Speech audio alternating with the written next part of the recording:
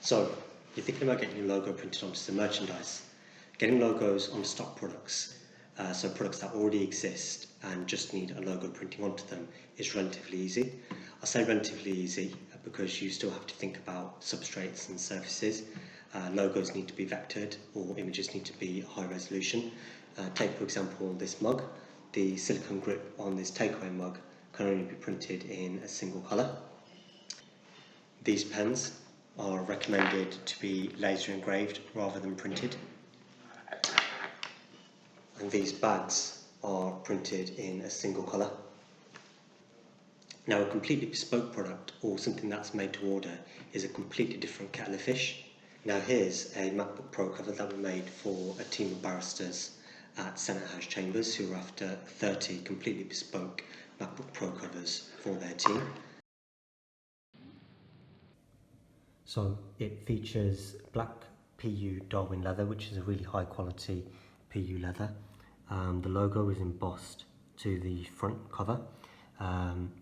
This is obviously a concept version that we've got, but on the actual version they had their initials, so 30 individual initials printed into the top right hand corner. It featured a closure loop at the top as well to keep everything neat and tidy. And obviously measurements were taken to ensure that everything was perfectly lined up, as you can see. It was also handmade in India as well, and then shipped over to the UK. So what I'm going to do is I'm going to go through a few things that you need to consider if you are looking to go bespoke and have your own branded bespoke product. So number one, minimum order quantities. So minimum order quantities, they're different for every single item, so they'll be different for mugs and they'll be different for these covers. It's definitely a good idea to have an understanding of what the minimum order quantities need to be. Sometimes for certain products, like bags for example, they need to be sometimes around 1,000, sometimes 5,000, sometimes 10,000, depending on how it is that they are being made. For other products it's less. Now for this particular one we were able to go down to 30 as they were being handmade. However, with it being a handmade product, it does make it more expensive, so definitely something that you need to consider. So number two is budget. Budget is one of those things that should be discussed actually at the start of the project, and whoever it is that you're speaking to, you should be having an open conversation about what kind of budget you have in mind for a bespoke product like this. Obviously sometimes that can be difficult because you may not have an understanding of what materials are available, what the limitations might be. Often with bespoke products we are creating dies. So a die is something that would be used to kind of cut out the shape of a product or to get the embossing onto it, for example. And generally that's where the highest cost is in a project like this, is in actually creating the dies themselves. Obviously with this product it was handcrafted, so we had an additional labour cost in there as well. So the most important thing is to have a clear and open conversation with your supplier or your designer about exactly what is going into the product, so that they can then quote you accurately. So number three is logos and assets for branding. So anything that you're having branded onto a product needs to be vectored, ideally, if it's a logo. If it's a message or like a full colour image that you're having branded to the front of something or going around something, you've got to ensure that the image is as high resolution as possible. Otherwise you're spending a lot of money on a bespoke product, and if the image isn't clear, it doesn't deliver your message the way you want it to be delivered. So definitely have your logo and your assets in order before you embark on a project like this. The fourth thing is you need to have the end user in mind and ensure that the product is fit for purpose. So whatever it is that you're creating, does it achieve your end goal?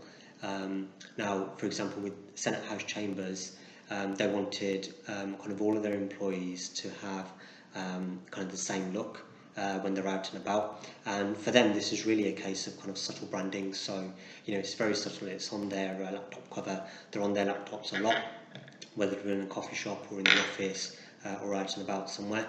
And for them, it's just a really subtle way of showing kind of off their branding and what they do. And often it's done just to kind of spark, a bit of a conversation, or somebody sees it at the corner of their eye and they might Google it.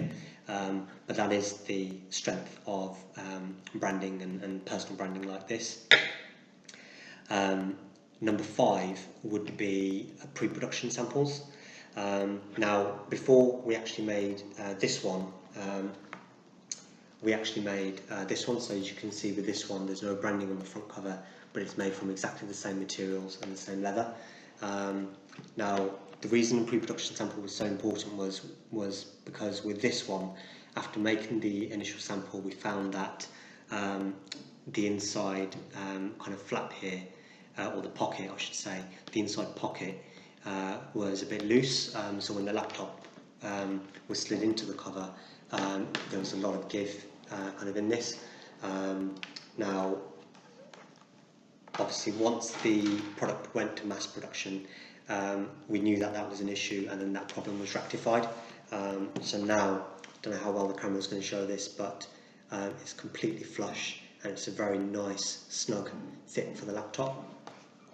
So this is the reason getting a pre-production sample done, especially on a bespoke product, is very important, because if there are any niggles or if there are any problems, that can be sorted out before you're spending the rest of your money kind of on this. So yes, there's a cost to a pre-production sample, but it's going to benefit you in the long run because you get to check it and ensure that there are no issues going forward and you're completely happy with it. Last but not least is lead time. So for bespoke products, you need to have a lot of patience because there are longer lead times involved. Now, there might be certain bespoke products that can still be done within maybe 10 days, but there's other products that on average you'd be looking at about anything between like 3 to 6 weeks from artwork approval. In some cases, depending on how it's being shipped over, whether it's air or sea, it could take up to 16 to 20 weeks as well. So again, if you're embarking on a bespoke project, factor into kind of your own timescales, the lead time of actually producing the product, getting the pre-production and everything done as well, and getting it shipped over and delivered. Now, if you found that useful, or if you would like to discuss your own bespoke projects, please drop us a comment or get in touch with us. Also, if you're watching this on YouTube, click subscribe to our channel, and keep following our content for more brand marketing solutions.